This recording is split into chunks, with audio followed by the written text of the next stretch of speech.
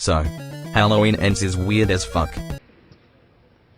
Stop being weird, nigga! I'm not, I'm trying. So the final installment of the Blumhouse Halloween movies is finally here, and if I have to explain this movie with one word, it would be ambitious.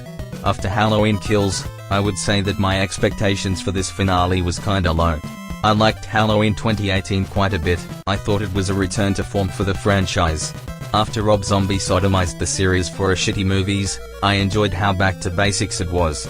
It has a few problems, but overall it was a solid start to a new trilogy. Halloween Kills fucking sucks. Besides the opening flashback and a few kills, that movie was pure bullshit. So I went into this film with tempered expectations, and while I liked it more than Kills, this ending chapter is still pretty underwhelming.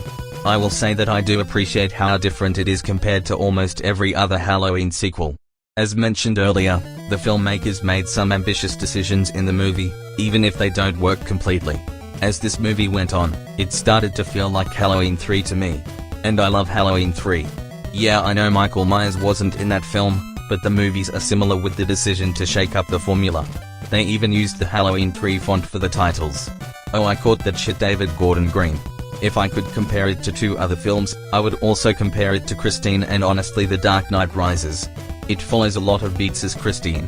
And the different take The Dark Knight Rises had for its third outing. I love Jamie Lee Curtis as Laurie more in this film than in Kills. She feels more like her 1978 counterpart, and it was nice to finally see her try and put her past behind her. Even though we know that peace won't last.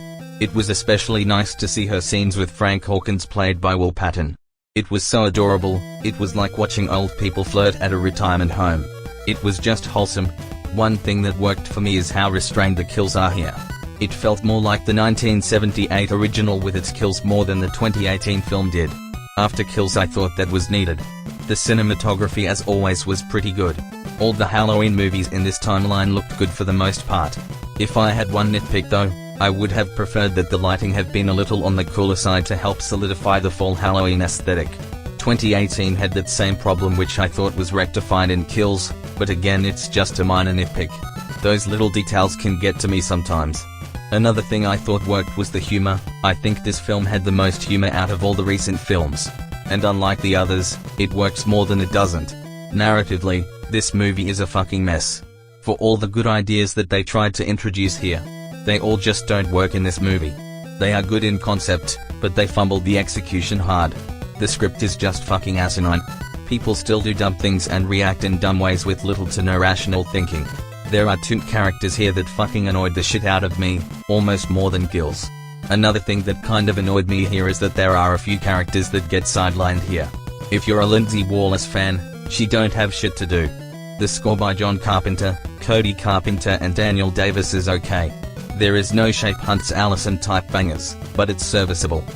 But I think that it didn't make that much of an impact until the final confrontation between Laurie and Michael. How's Michael, you ask? He fucking sucks. He barely in the fucking movie.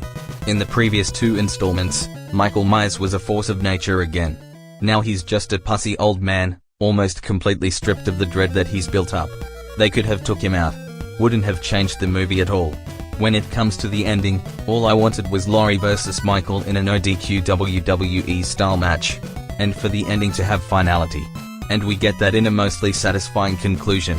And the conclusion is what makes or breaks a movie for me. I can already see this is going to be a very polarizing film.